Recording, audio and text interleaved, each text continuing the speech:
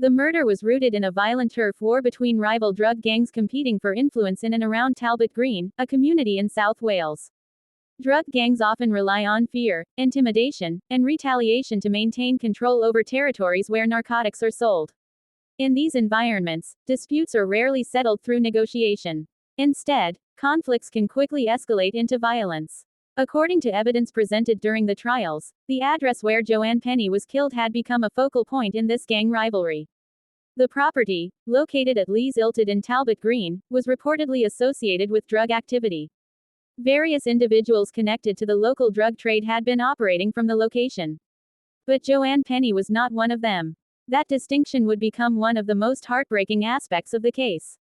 Court proceedings revealed that weeks before the murder, tensions between the rival groups intensified. A drug dealer connected to one side of the conflict was allegedly placed at the property by members of an organized criminal group operating under the direction of individuals based in Leicester. At some point, that dealer was beaten and humiliated by a rival gang member.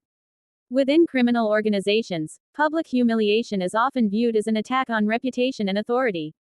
Prosecutors argued that this incident triggered discussions about retaliation. What followed would set in motion a deadly chain of events. According to evidence heard during the trial, key figures within the gang began planning a revenge attack. Among them was Joshua Gordon, a Leicester-based drug trafficker described in court as a dominant member of the organized criminal group. Also involved was Marcus Huntley, a young man who would eventually become the gunman. Investigators later established that discussions took place regarding a violent response to the earlier dispute. The decision was made to acquire a firearm. The weapon and ammunition were reportedly sourced from criminal contacts in Leicester and transported to Cardiff.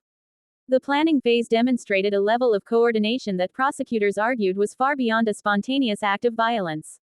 This was not an accident. This was not an impulsive confrontation. Authorities described it as a calculated operation designed to send a message in the ongoing gang war. And at the center of the conspiracy was another figure whose involvement shocked many observers. Ronaldo Baptiste. Unlike some of the others, Baptiste was already serving a prison sentence. Yet prosecutors successfully argued that he played a key role in directing the attack from behind bars. The image of a gang leader orchestrating violence from a prison cell became one of the most disturbing aspects of the case. Despite being incarcerated, Baptiste allegedly continued to exert influence over criminal associates on the outside. According to the court, he helped drive the decision-making process that ultimately led to the fatal shooting. As the revenge plot moved forward, the participants prepared for what they intended to be an act of retaliation against rivals. But then came the night that changed everything. March 9, 2025. It was approaching 6 o'clock in the evening. Inside the property at Lees Ilted, Joanne Penny was spending time with friends. There was no indication that she was in danger.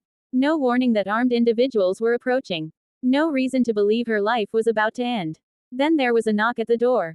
One of the conspirators, Melissa Quayle Dashper, allegedly approached the house pretending to be someone interested.